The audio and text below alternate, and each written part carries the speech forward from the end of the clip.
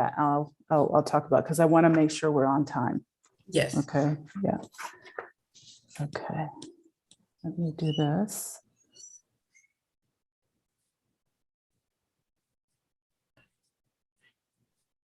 Okay. All right. Okay. Hi, everyone. This is Michelle for Afro Expats. Welcome back to my channel. Thank you so much for being here today. Hi, Pilar. How are you? We're going to try our best to cover really the general topics about all the immigration changes, questions that people are having right now, why people are not getting the 180 days. I'm here with Adriana Vela. She is located in Playa del Carmen, and she was so kind to jump on with me today and try our best to answer as many questions as we can, all the struggles that people are having with entering. Hi, Victoria. Hi, Desiree. And if you have any specific questions, we're going to kind of go over the things that we think are really important, but feel free to jump in. And if there's something that we really don't know, you're going to have Adriana's contact information. She offers immigration consultations and services out of Playa del Carmen. So if anyone's going in this direction, she's going to really kind of give us an overview of the best ways to move around Mexico, to enter Mexico to the best of our knowledge, because she's also still finding her way in this process. And, we hope that this will be very useful to you, whether you're watching it right now live or on the replay. Hi, everybody. If you're watching the replay, feel free to post comments right now. And then I will also check comments later for those things that, that we get at a later time. Hi, Sheila. Hi, Linda. Hi, everyone. I probably won't do that throughout the live, so just hang tight. We're going to get started. I'll let Adriana jump in here and share with us a little bit about your agency and, when you started it and where you're from originally. Hello, thank you very much for the invitation. And well, yes, I work in Playa del Carmen, but I also work in San Miguel de Allende, Okay. Mexico City and Mérida. Awesome. Yes, well, I have been here in Mexico. I am originally from Argentina, and I have been here for 10 years in this area, in the Riviera Maya, Cancun, Playa del Carmen. And well, I started my agency around 7 years ago, and well, working hard with many expats that would like to live here in this area or in other areas of Mexico. Okay, well, Adriana and I connected online, and we all, if you're following all of the immigration issues and or you're interested in moving to Mexico, we know that they're not as lax as they used to be with letting people in. In the past, it was kind of automatically given 180 days, which is almost 6 months, or is 6 months, for tourists to come into Mexico. So unfortunately, in all of these years, so many people have abused this, and now Mexico's really cracking down. I think a big part of it is that they have now a better infrastructure to track the serial tourists that are coming in, but they live here full time. So maybe in the past, for example, when I first moved to Mexico a couple of years ago, I went to the consulate in Miami, and we'll talk about the steps, for anyone who doesn't know what you should do or how you should do it. But I went to the consulate in Miami with my husband and my son, and we were starting there to try to get our temporary or permanente. We really didn't know all of the steps. And when we got there, there was missing information, just because they don't give you a really detailed list of exactly what you need when you show up, because everyone's situation is just a little bit different. And it really is, you're kind of at the mercy of the person that you're talking to in terms of whether or not, they're going to make you get more info, more financial, whatever. But we're going to kind of go over the general expectations that you should have.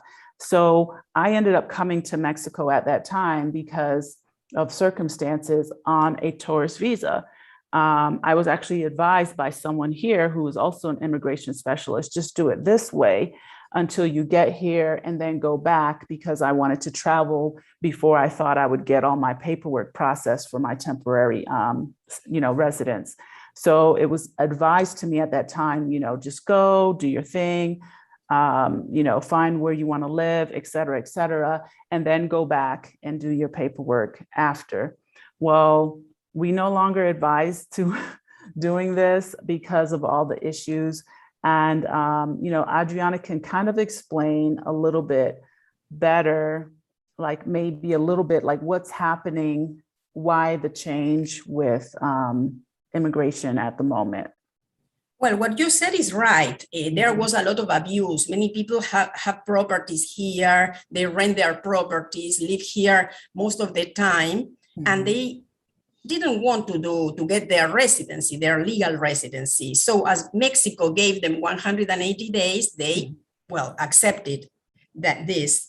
Now what is happening, especially in the last month, it started, that, the immigration entrances, let's say at the airports, they ask you to have your return ticket or the booking of a hotel or a rental contract for an apartment. So according to that amount of time, they will give you the days to stay. Okay. So when you're coming in, however you're coming in, you should show kind of like a return date. Yes. And most likely you'll get what you're anticipating, right? Yes. If you're just traveling to Mexico, if you're entering Mexico and you have say you're staying at an Airbnb for 1 month, show them that and show them a return ticket. They will give you that amount of time. Okay. Yes.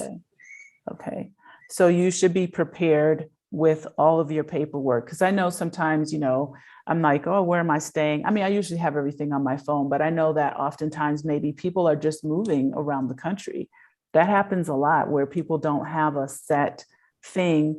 And even if you don't have a set rental, maybe it's a good idea to just make sure you have a return. Yeah, that is the most important thing, the return ticket.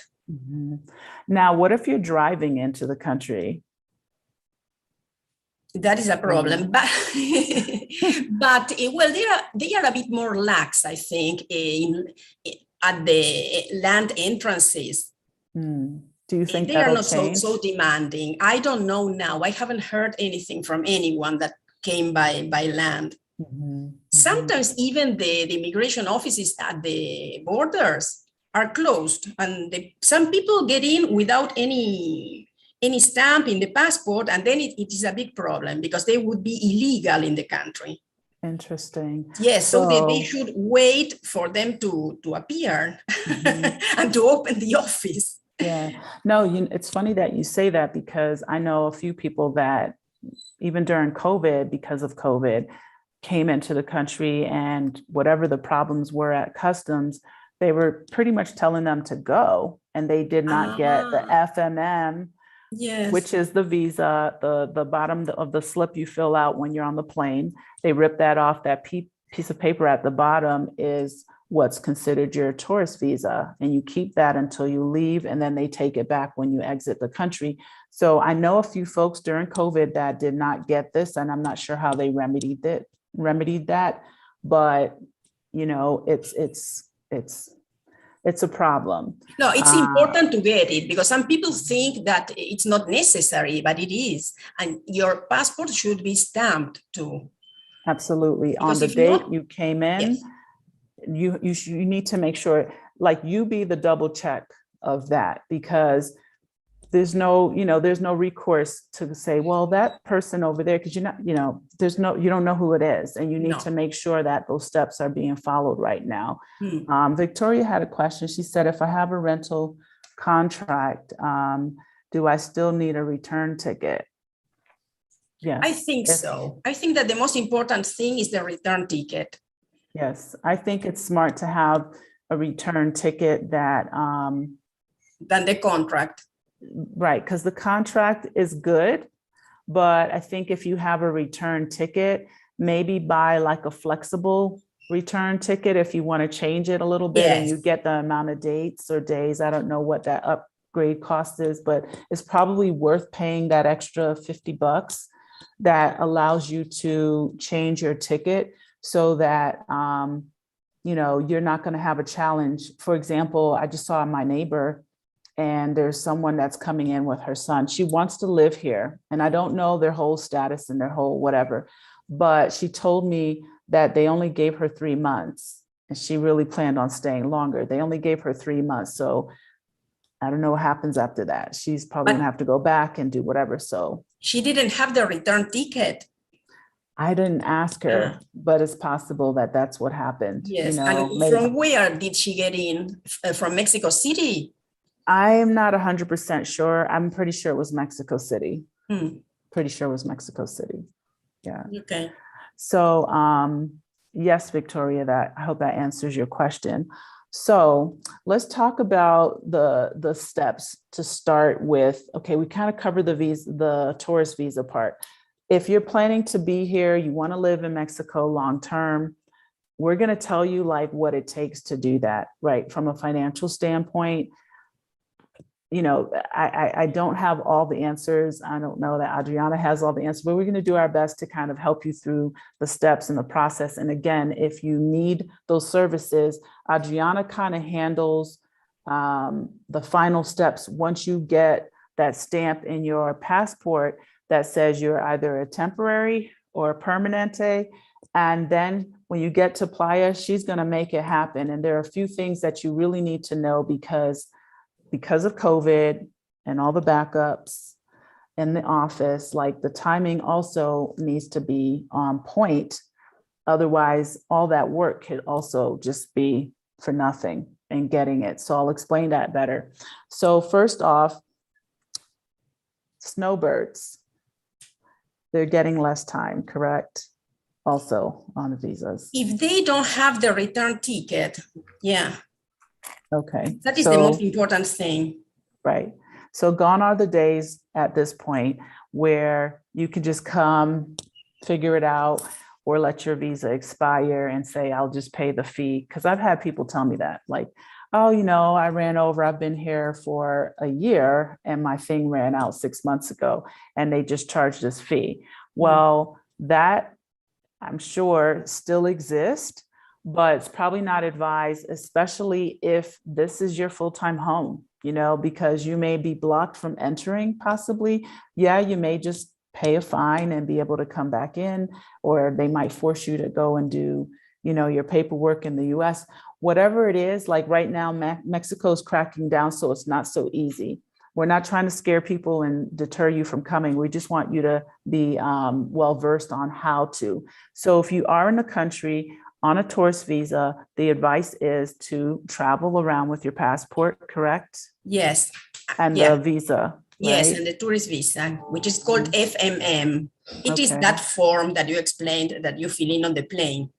Okay. Anything else? Like, should we? No.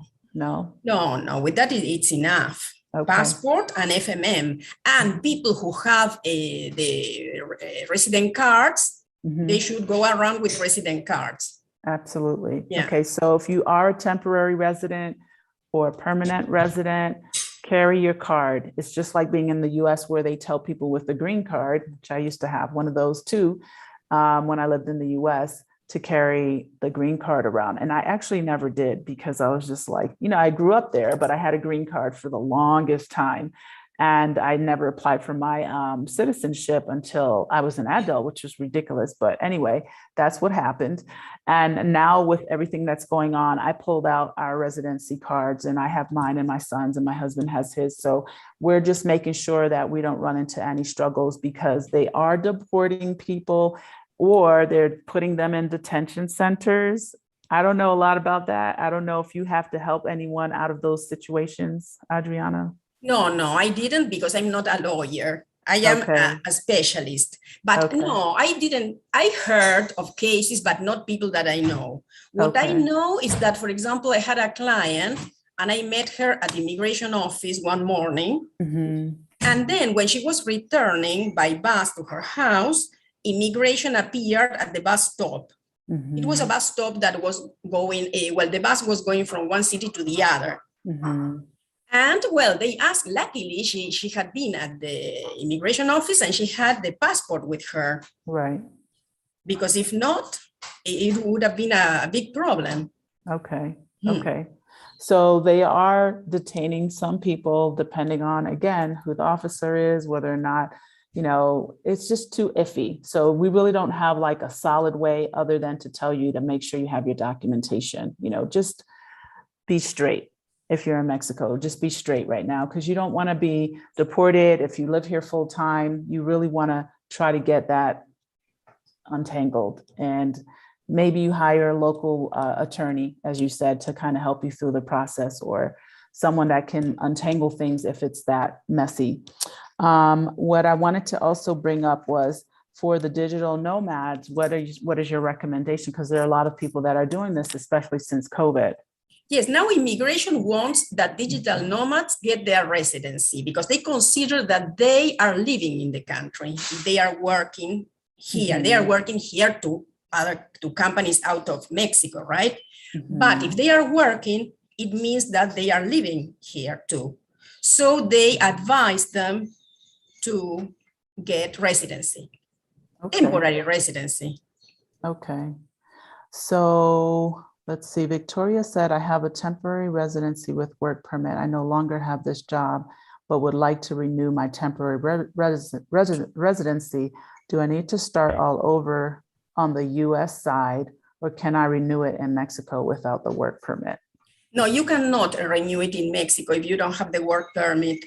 You should have a job offer renewed, or a job offer from another company for 1 year more, and you can renew. If you don't have it, you will have to start it all over again, showing your financial solvency in US.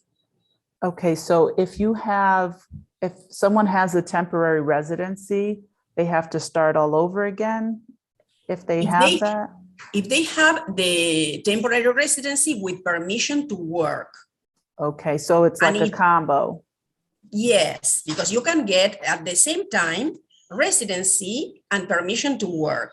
But to get that, you will need a company to sponsor you, to give you a job offer. So then you can renew this temporary residency. But if you have the same company or another company that sponsors you, if you don't have it anymore, you cannot renew the residency here. So she would then have to do an application at the consulate or a consulate in the US, basically to apply for the temporary residency, showing that you're financially able to take care of yourself, right? Yes. Okay. When this temporary residency expires, she should do that. Okay. And the temporary residency, just so people know, lasts for about a year. And at the end of the year, like if it was non-work related, like not with a job, not with a permit, I think at the end of each of those years, you can go and you can apply for 1 more year or 3 more years after the first year. At that time, do you have to show paperwork that shows anything, or are you just able to go and apply? No, in general, you don't. You don't have to show any bank reports, nothing, because you show them already at the consulate. Okay. But in the last, as things are changing so fast, in the last months, one agent at the immigration office asked me if I had the bank reports or the financial solvency proof from that client. I didn't have it because nobody had asked me before. Nothing happened, but he asked me. So now what I do is to ask the clients to at least to print 3 months of bank reports, not showing the same amount as they ask in the consulate, showing whatever you used to live. In order to show them that you can be that you can live here in Mexico without working. And also without putting pressure on their system. Yes, so you bring them to the immigration office when you renew, just in case. It doesn't hurt. All right, so let's talk about the dollar amounts to qualify for a temporary. And this is an average amount, okay? Because it changes a little bit, slightly, maybe not a major change, but I feel like a part of the reason why we don't have like a real exact is because the communication, again, maybe to all the consulates and whatever, it's still a government office. So I think the information is not always quick to get to wherever each office or each consulate accurately. So we're going to go over what those costs look like or what that expectation, financial expectation is. So tell us, how much does one adult need to show to qualify for temporary?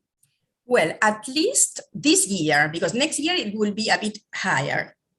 This year, and in average, it is around $32,000 in savings, showing bank reports for 1 year.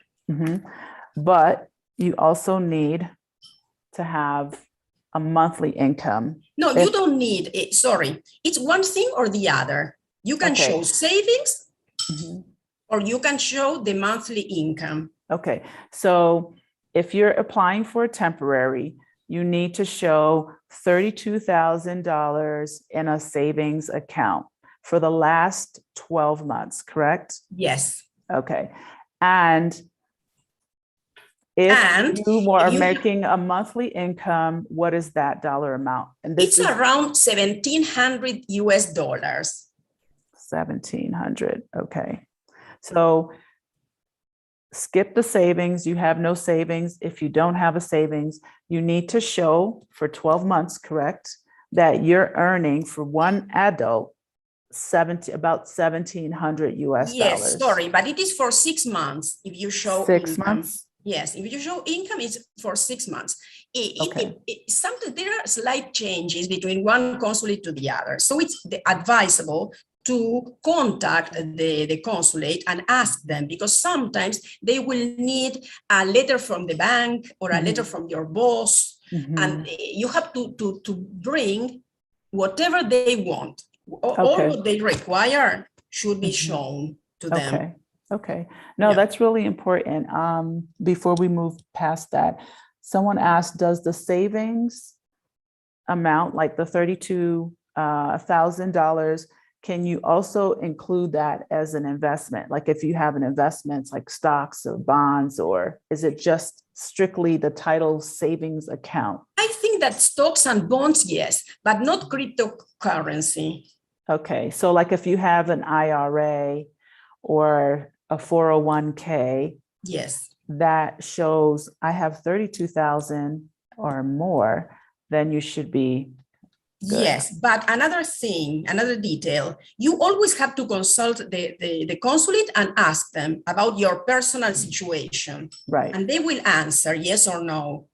Okay. Another way to get temporary residency can be with a property in Mexico. Okay. But the property has to be around $200,000. So it's more than the savings. Yes, much more. And you have to show the original title deed. What do you mean by that? The title deed has to be the original, not the promise of buying or... That means you bought it, you own it. You bought it, yes, and you show them the title deed. I don't know if with your name. No, that's correct. The title, the deed with your name on it, right? Okay. Yes, with your name and with the address of the property, etc. And how much you paid. So if, for example, if I bought land that was 50,000, that's not enough? No. Okay. That's and good some people, information. for example, some people ask me because they bought a property and they did how do you say, reforms.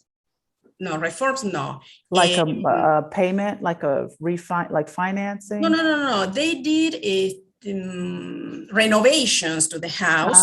They added up value to the house, but it's not good. No. No. So how does that work? Because if Mexico allows me as a temporary, or no, as a tourist to buy land and property, but I can't come here and live in it. Like, how does that work? Like, why not? Just like, well, I'm saying if it's not valued at $200,000. Well, yes, no, it's not valued to get residency. It's not enough. You can combine both things, maybe. Well, you have to show the $32,000 and show them that you have the land for 50,000, let's say. The 50,000 land will not be enough, but the two things combined will be better than showing only the savings, because they can see that you have some properties here. So it will be considered much better. Okay, so my question then is this.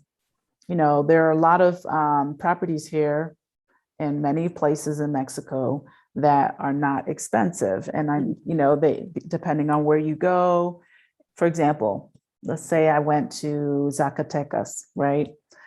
Big city, but it's more Mexican based, it's local, and it's not expensive. So let's say I go in the city, I find a condo, whatever you want to call it, for 75,000 US dollars, but I'm buying it on a tourist visa because they allowed me to do this.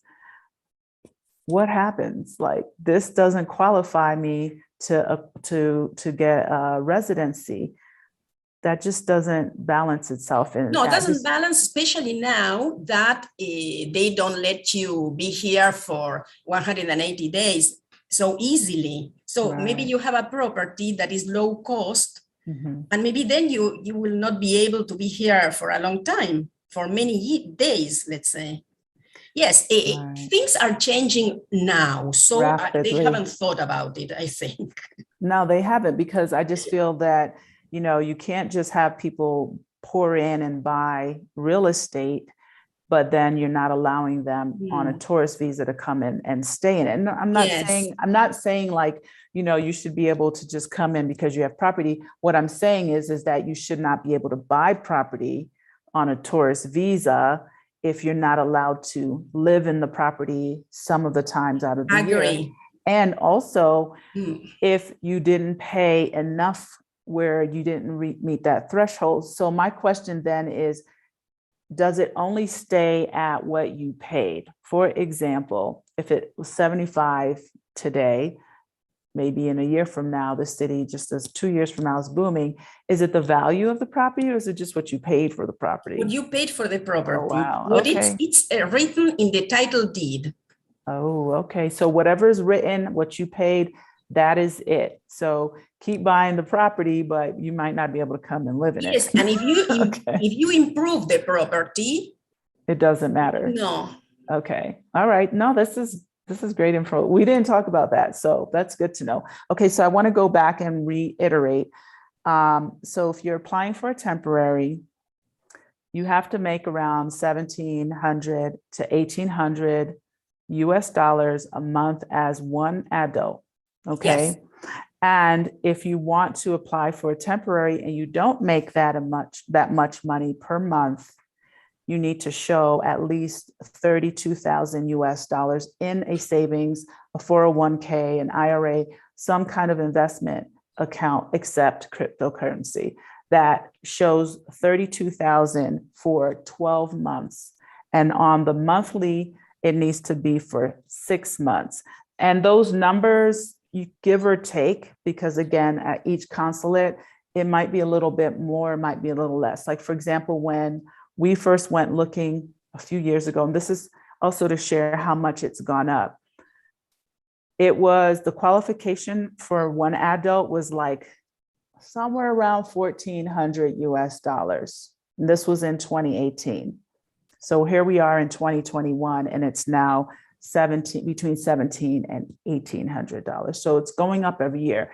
And the way they base that number, just to kind of clarify, is whatever Mexico's minimum wages per hour, it's, I think, times 3 for tourists or foreigners to qualify. So if, you know, and these numbers, like, this is not in stone.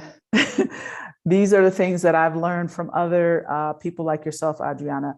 But if a Mexican makes $5 an hour, then I believe I need to make $15 an hour. This is just kind of giving you how much more, because what they don't want is, one, you taking jobs away from the locals. That's the most important thing. And that's the reason why, even as a resident, because I believe in the US, as a resident, if you got a green card, you can get a job. Mexico, it doesn't work that way. So a resident card doesn't mean you can go work at a company. You still need a work permit. Okay. So I just wanted to put that out there so it's clear. Now, I hope that makes sense. If you have any questions, and then we're going to talk about the permanent card in a second, but someone had a question. Once you obtain your temporary residency, are you required to stay in the state for any length of time? You can answer that. No. You can stay here 2-3 days per year. Doesn't matter. Okay. You will get have the residency forever, let's say. Mm-hmm. Well, the temporary. Yes, it is for 1 year, the temporary. And then, as you said before, you can renew it for 3 years more. Mm-hmm. Exactly. So I hope that answered your question, Linda. Tracy, hi. Thanks for coming and joining us. What else did I want to say about that? So with the temporary, if you missed it, it's a year, but after 1 year for adults, because I don't think this applies to children, and you can clarify that, you can apply for 3 years, and then at the 4th year, so it's a 4-year process. The first year, when you qualify, you get stamped, and you get in the US, and to Mexico, now you have your temporary residency card, right? The next year, when that expires, you can then apply for 3 years all at the same time, right? Yes, for children, it applies to, for everybody. I'm not sure about that, because I was told something differently, but we'll get to that in a minute. So for what my understanding is after that 1 year, you can do 3 years. And then the 3 years at the end of the fourth year, because now that you did 1 plus the 3, you can apply for a permanent. Yes. What happens at that point? What do they want to see? As I told you before, in general, they don't want you to show any bank reports or any financial solvency. Okay. But sometimes an agent can ask for it. So it's good to print 3 months of bank reports to show them that you have a bank account, that you can live with your meals, etc. Okay. All right, so let's move on to the permanente. Mm-hmm. Who qualifies for a permanente? The permanente mainly is for people that are retired, officially retired. Mm-hmm. Yes, with Social Security, that they can show that they are retired, because some people are retired, really retired, but they are not officially. Mm-hmm. Yeah, so if you cannot show explain officially, because, for example, when we went to the consulate in Miami, we were told several stories. They don't care how much money you have. You're not going to qualify for permanente. And you can tell me if there's any other thing or reason, unless you have a social security check or a pension check. That's it. They don't care what your age is. They don't care if you're a millionaire. Yeah. You can have $1 million in the bank, 2 million, 3.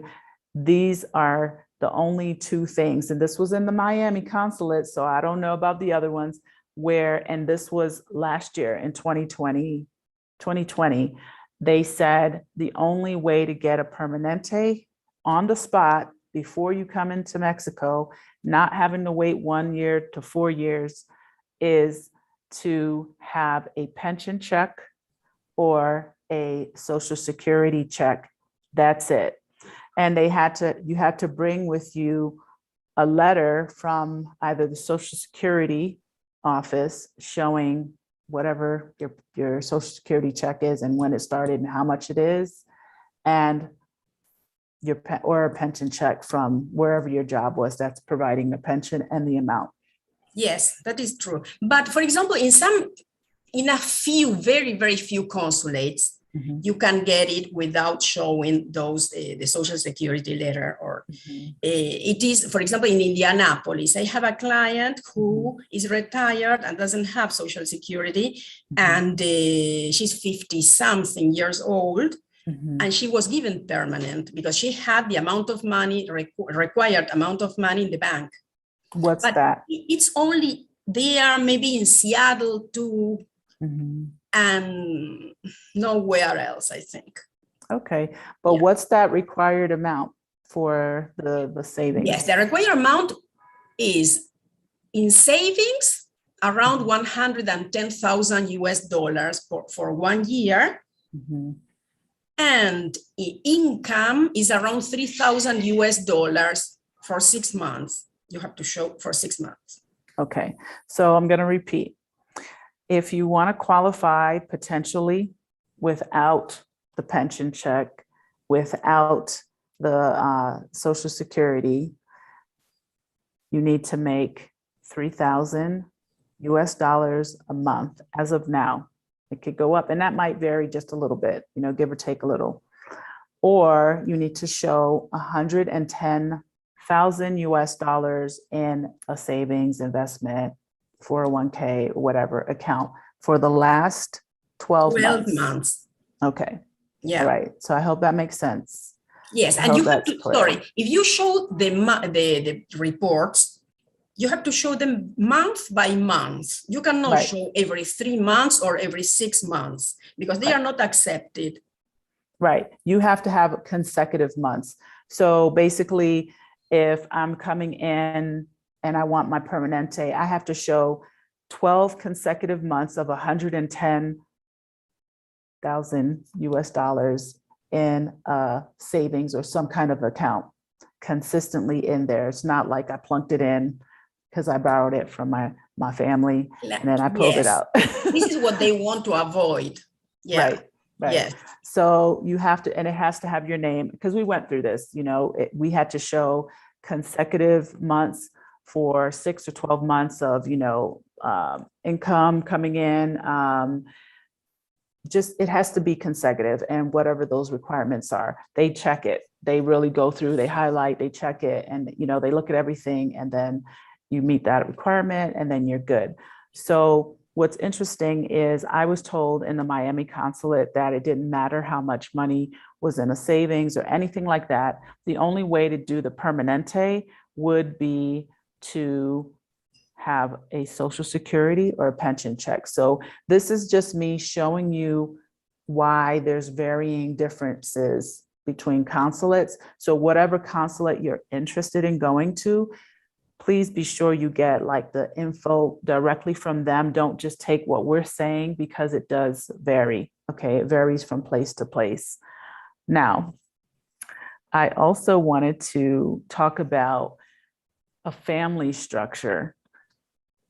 Can you kind of explain, someone coming in, for example, like a husband bringing their wife and kids in? Like, what's the requirement there? Is it kind of the same, or you said 1,000 extra US dollars? Yes, around, for example, if the wife doesn't have her own bank reports, if the wife or the husband is dependent on the other member of the couple, yes, they should show around $1,000 per month more, and that wife or husband will be dependent on the other part of the couple. And what about children? The children are always dependent on the mother or on the father. But is there, do you need an added amount? The same amount. 1,000? Yes, but it always also depends on the consulate. We cannot tell you exactly the amount. Okay, so I want to say thank you so much, Linda. I appreciate that. Thank you. I wanted to say to you all that, again, ask these questions, okay, when you get to the consulate.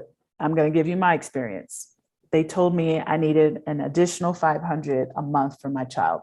Okay, at the time he was 8. He's now 9 going on 10. So that could be different. It could change, or maybe it's not required at all. So you want to make sure, because that's a lot of money, right? That is really a lot of money.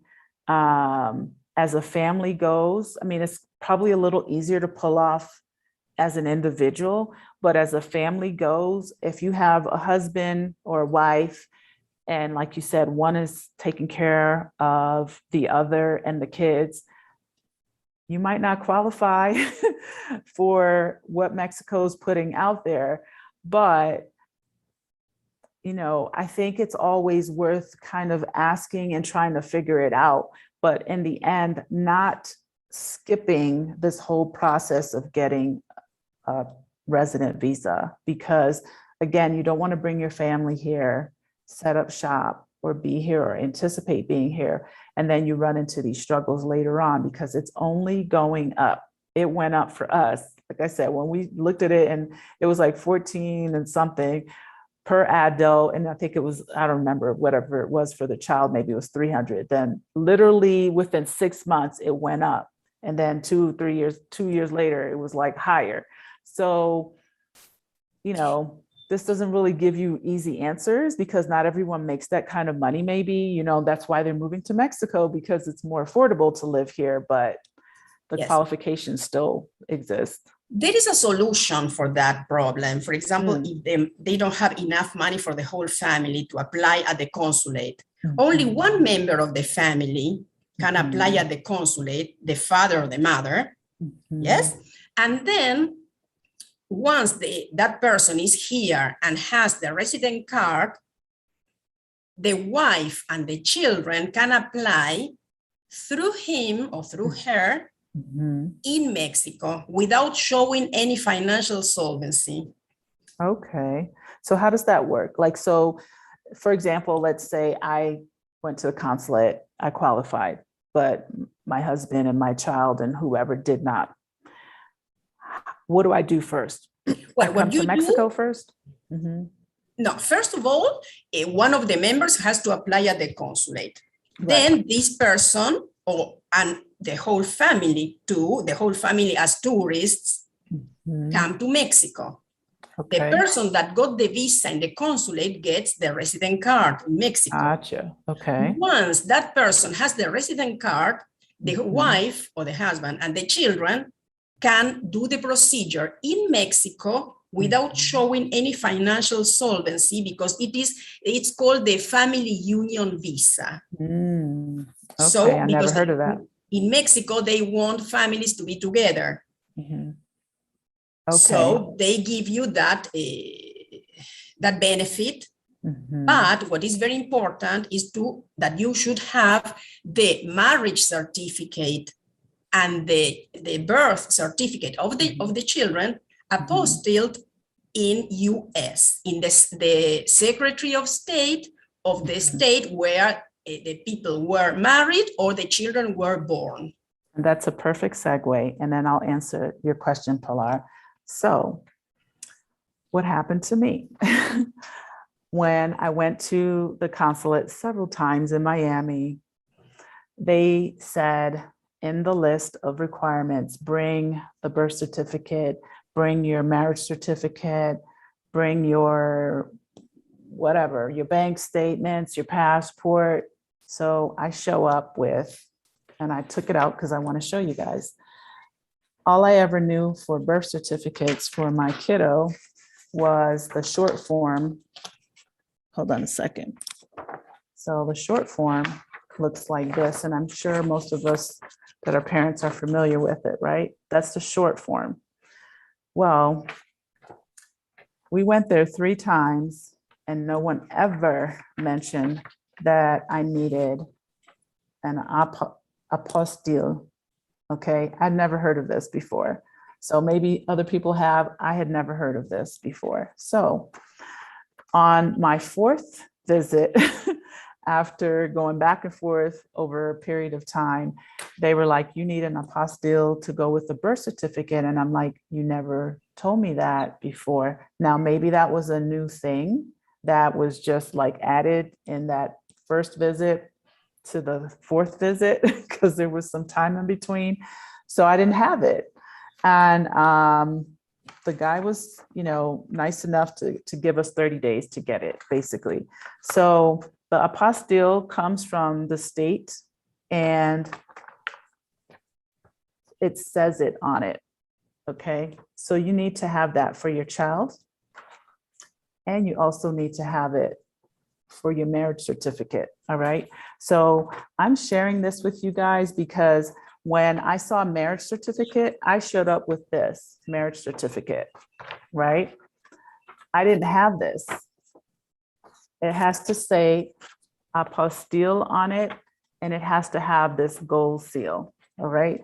Very important because I'd never heard of that before. I never had one. And it's a different place that you order it from, because on the short birth certificate form, you can get this online in the US from the Something Vital Records. Hi, Picky Girl. Hi, Adelia. I'll be with your question in a second. You can get this online, and this is all they'll send you. But to get the apostille, I had to order that from the state of like Tallahassee in Florida to get this paperwork. I was not able to just go online and say, oh, I need 3 copies of my birth certificate for my son. Just letting you know, this is stuff that we've all been through, expats that are already here. Take all this information and, just have your stuff so you can kind of breeze in and breeze out. Now, if you're single, you're moving as a single person, you really don't have to think about that. But if you're moving as a family, there's a lot of different things involved. And I want to touch on this really quickly, Adriana, is I moved here with my son, and his biological father lives in Florida, okay? His name is on the birth certificate. I can't just take my child out of the country without his permission. The consulate will not allow it. So if you are a single parent and you share custody, meaning it's not court ordered that you have full custody of your child, you're going to need that other parent's permission, if they're alive and well, and their name is on the birth certificate, to grant you permission, just like you needed the permission to get their passport, because that's what I had to do. I had to go with his dad to get the passport. Luckily he was very supportive of us leaving the US, and we had to physically go there. He had to physically sign and get some papers notarized. He had to show ID that exactly matched his passport. That was even a struggle because on one document it said like the first and last name. On the other document it had the first initial, middle name, and last name. And they were like, we can't take that. Just saying, these are all the little things that we ran into I was like, oh my God, we're never going to get to Mexico. So I'm just giving you info so you kind of are prepared for different situations. Now, if you're a family, all the children are yours biologically, no issues, both parents are there, and, you do your paperwork and you meet the financial requirements. So, but if, you're a blended family like myself, or if you're a single mom, there are things you have to think about and consider, and it's important that you bring your child in, and yourself the right way. So do you have anything you want to add to that? I don't know if you run into that before I answer questions. No, nothing, no. No? Okay. So Delia asked, actually Pilar asked, she said, I would prefer permanente, but I don't qualify according to the consulate in my state. Would you advise applying at a consulate that is outside of my home state if needed? Yes, you can, but sometimes, especially in the last times, they ask you where you live, and you should have an address in that around that consulate. For example, that happens in Miami, and that has been happening in LA for a long time. So it depends. There are some consulates that don't require you have an address nearby, but others do. Maybe if you have the address of a relative or the address of a friend, you can give it to them. Are there any that you know of that maybe it's a little bit easier to go through this process? Yes, I think Orlando, Las Vegas, Indianapolis are easier. Not in California. California is difficult. What about Laredo? Because that's a big place for where we are. I never heard anything about it. Okay. I don't know. So Orlando, Las Vegas. Las Vegas, Indianapolis. Okay. Okay. That's good to know. I hope that helps. Maybe you guys are close enough. Let's see. Is it possible for a permanent resident to sponsor an adult child for residency or do family reunification? No, if it's over 18, if the child is over 18, no, he has to apply by his own means with showing his financial solvency. No, it is for children who are under 18. Okay, that's good to know. I hope that helps, Adelia. Victoria asked, in addition to the apostille, do you need a translation of each document as well? In Mexico, in the consulate, you didn't need it, right? No. No. And I'll explain my portion, but if... Okay, yes, in Mexico, yes. It has to be translated in Mexico, not in US, by an translator certified. Appointed by, certified, and appointed by the government, called Perito Traductor, that has a seal and has a registered signature. Okay. It's not translated by any translator. They have to be certified. Yes. Okay. So I have a question then about that. For example, I renew in January. I have my apostille, which they want to see. I need to translate that to Spanish. But how did you apply? Through your husband? You are dependent on him or you are independent? Yes. So I want to explain this too. We came in as a family, because I didn't know I could do it with savings on my own. I wasn't told that because we had always intended to come in as a family. So when we got here, it actually ended up being more beneficial this way, because if you're married and your husband receives, or your wife receives a pension or a Social Security check, you can apply 2 years later for your permanente. Yes. You don't have to wait 4 years. Okay. That's really good information for you guys. So yes, we came in as family, and me and my son are considered dependents because it was easier for me than in 2 years to apply for my permanente, as opposed to if I had done it as a temporary, because I had the option to do it as a temporary, bring my son in because my husband's not his biological dad. So I would then be responsible for him and then do the savings, but I would have to do it for 4 years. I would have had to do the temporary for 4 years, whereas now I can do it for 2 years. Yes, you are right. Yeah. So now when you have to change into permanent, you mean that if you will have to have the marriage certificate, do I have to translate it? translated document. and the apostille too. Okay, okay. By So the these need perito to be. traductor. Oh, okay. Okay, see, I learned something. I was just going to show up with those papers. There you go. Because the girl that I work with, she works immigration. She said, oh, you just need to have these two things. And I said, okay, cool. Didn't know I had to translate them. So I learned something really important today. Yes. Okay, so it's a certified translator, but it doesn't have to be on this official paperwork, right? Sorry? Does it have to be on this official paperwork? No, she will give you another page. Got it. Okay. With the translation, and it will have her signature, her seal, everything. Yeah, it will have like another note to relate it to her, to the translator, to her or to him. Okay. Yeah. So to answer Victoria's question, if you apply and do everything on the US side in the US consulate, it can be in English because that's what they speak.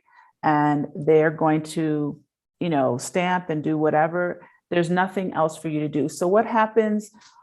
Let's talk about this time frame. You and I were talking about it the other day. What happens with the timing? So let's say I'm in Miami. I get, 6 months.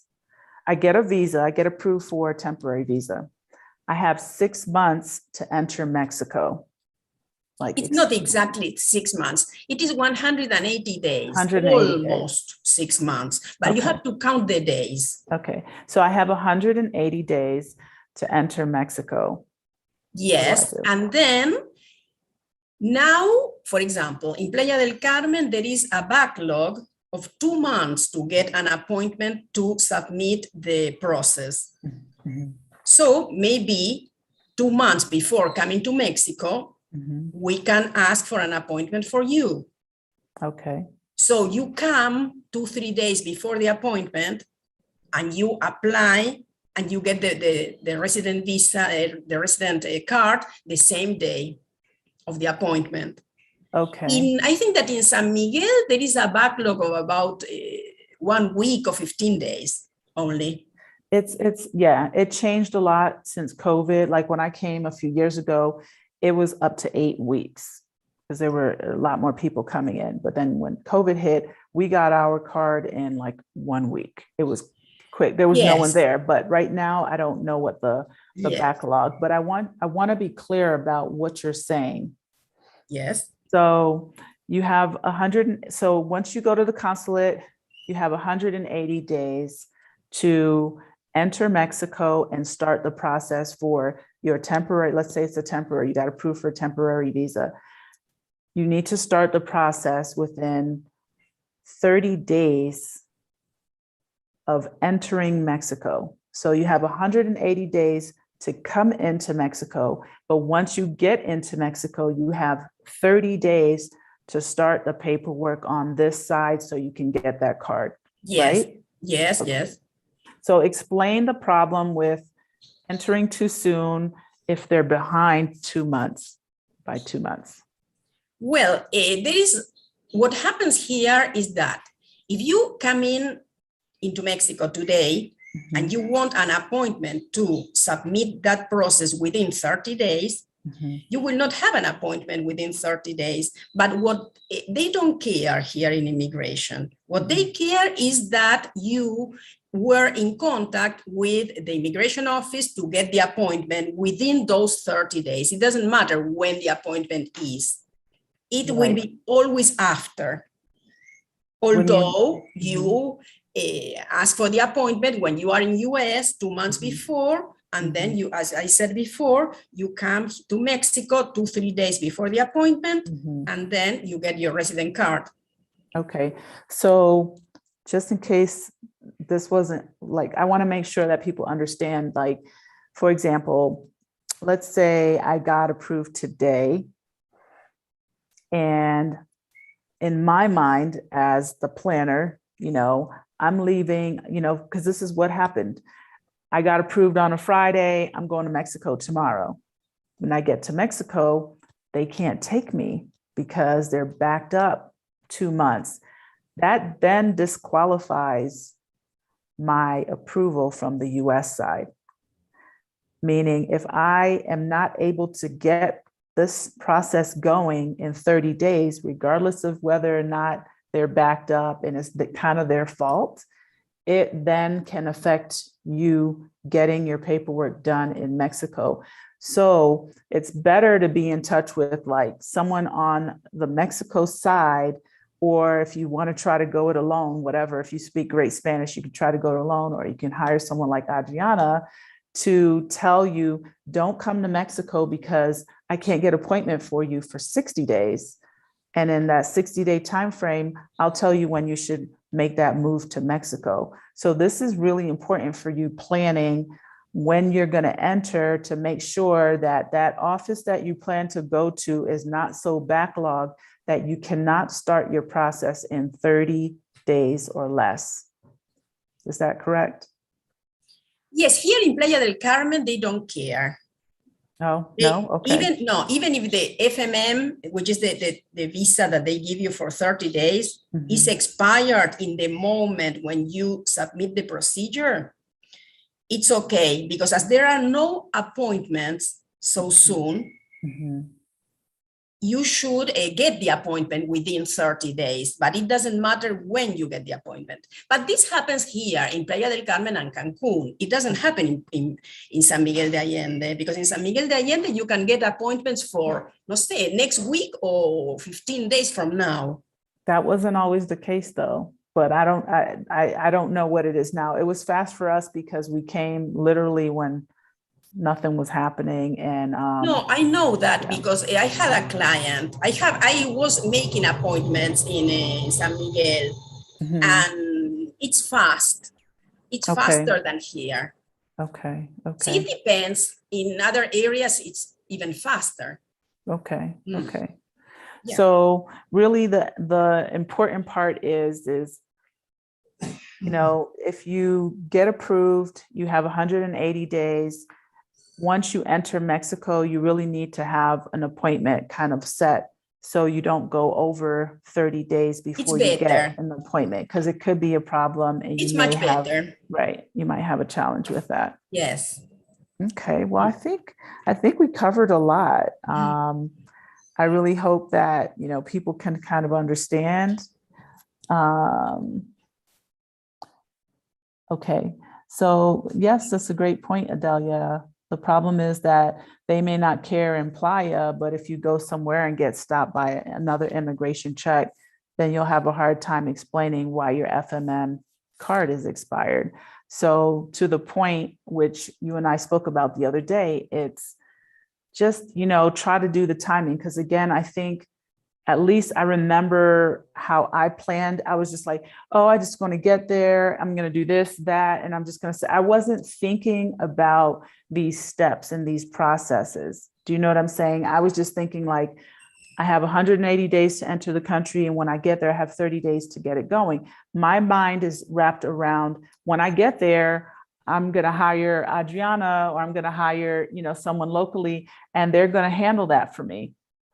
So you could run into a problem where if you don't get the appointment in time, like when I came 2 years ago, they were backlogged by 6 to 8 weeks. And that's because also in the summer and the holidays, they don't really care here. They don't work. They take a week off or 2 weeks off, and that the office is shut down, and that's that. So it's something to think about, you know, especially now, because I feel like the climate for, you know, people that are foreigners, it's very unpredictable, and it's just good to know and have your information straight and travel around straight, you know? So, yeah. Do you have anything else you want to add? Anyone else have more questions? In case they want to have free information, we have a guide in our website, and we have a newsletter too. And with this guide, they can read about all the procedures. Okay. And what's the website? It is www.immigration to Mexico. .mx, immigration-to-mexico.mx. Okay, and that's I'm going to put that in for anyone watching the replay, immigration to Mexico.mx. I put it in the chat, but I'm also going to include it in the description box. So yes, and through the website, they can send me an email if you want and ask me whatever they want to know. Okay, and what's your email address? It is info@immigration-to-mexico.mx. What is it? Info. Gotcha. Yes. Okay. Immigration-to-mexico.mx. We also have a group in Facebook called Immigration to Mexico, How to Do It. And there we give tips about what to do. You can ask questions, people answer. Okay, perfect. Okay, perfect. So I added those details. And I don't know if anyone has any questions. Adriana Vela is available to help in Playa, San Miguel de Allende, Mexico City, Cancun, and Mérida. Mérida. So if you need her assistance, you can tap into her via her website or her email address, which will also be in the description box if you're watching this on replay. And there you can find out more. You can book her services. So tell us a little bit what you do on this side. You kind of set everything up. Do people need to like keep showing up for things? Like what's the process? Because I know here, I really only have to sign some papers, do my fingerprint, and then show up to get my picture taken. Is it kind of similar? Is that what you offer? Yes, no, what I offer is, for example, when the person has the visa in the passport, they send me a picture, a photograph of the passport, of the visa, and a utility bill with the address. With this, I do a form online called pieza. Okay. With this pieza has a number at the bottom. With this number, we get an appointment to go to the immigration office. The day, well, we prepare all the paperwork, we do the payment in the bank because they have to pay some taxes for the government. And okay, what are the taxes? The taxes are called derechos migratorios. It is a tax that everybody has to pay, even if the person does the procedure by himself. Right. So it's kind of like an application fee, right? Yes, an application fee. What is that? What is that amount? Well, the amount in this year, pesos. Because every year it changes. This year for temporary residency, it is 4,413 pesos. And for permanent, it is 5,379 pesos. Okay, you go ahead and keep telling us, and I'm going to. Yes, and well, I'll tell you how much that is in US Yes, dollars. we prepare all the paperwork, and the day of the appointment, we meet you 1 hour before for you to sign the papers, to hand in the passport and the original documents. And we accompany the person to the immigration office. We submit the procedure. The person doesn't have to show the documents to the agent. We do it while the person is waiting. And then once the procedure is finished, there is a wait maybe of 1 hour in total, and the person will be called, and the picture, the fingerprints, and the signatures will be taken. And the person will go out with his or her card. Yeah, it's really easy. The same day, because last year in Playa del Carmen, it took 8 months to get a resident card. Why? Oh, because of COVID. No, because they said that they didn't have a plastic to make the cards. Oh, that's right. I heard that in San Miguel. Oh my gosh. Yes. So it took between 6 and 8 months. And now it takes 2 months in total. And the same day of the appointment, you will have your card. Okay. That's good to know. So once you have your card, you can roam around Mexico with that. I think that's enough. I don't know if you're advising or people are advising that you have your actual passport. I think if you have your residence card, you don't need to have your No. passport. But I wanted to do the exchange on those fees. So for the temporary fees, this is without using Adriana. So this is just the paperwork that you fill out. The application for temporary is about $220 US. So this is something you can anticipate having to do for 2 to 4 years, depending on how you come into Mexico. If you come in under a family structure like I did, I will do this again. That's it, actually. In January, I'll be applying for Permanente. The Permanente cost is about $267 US, and that's a one-time. Once you have your Permanente, then you're good. Now, one quick question. Once you have your Permanente, how many years is it? Is it still 5 years that you then can apply for your citizenship? Now it's for the citizenship, yes, 5 years, yes. Okay. And there are benefits to that. We could talk about that another time, but there are benefits. Now, since COVID, the secretary that grants the citizenship has been closed. They said that now in November it was going to open, but no, they are saying that next year it will open. But well, it will open in a short time. Mm-hmm. They're busy. Their employer hanging out on the beach. Yeah. Now, why is it closed? You don't know? I don't know, because the same secretary called the Secretaría de Relaciones Exteriores is granting passports. So that section that grants passports has been open all the time. But this section that grants a citizenship has been closed. For COVID, they say, and nobody knows. You go there and nobody knows when it's going to open. Okay. Yeah. Well, that's how things happen here. Sometimes you just got to be patient. So there are benefits, like if you're here long enough and it's something you wanted to do, there are benefits to becoming a citizen. I think if you become a citizen, now this is a good question. After the 5-year stand, can you work in Mexico, or do you still need a working permit? Yes, no. For example, with permanent residency, you can work. You don't need a permit. Oh, see, I didn't know. I thought if you had a permit, you still had to get a Permanente visa, that you still had to get a working permit. No, you need a work permit only if you have temporary residency. When you have permanent, you can work wherever you want to work without a permit. Who knew? Okay, that's good info. But you will have to inform immigration if you change your job, if you change your name, if you change your marriage. Now, if you get married or you get divorced, etc., you have to inform them within 90 days. Interesting. Okay, so question. If someone has like a temporary, like my scenario, because, I know a few folks that are kind of struggling right now, going through things.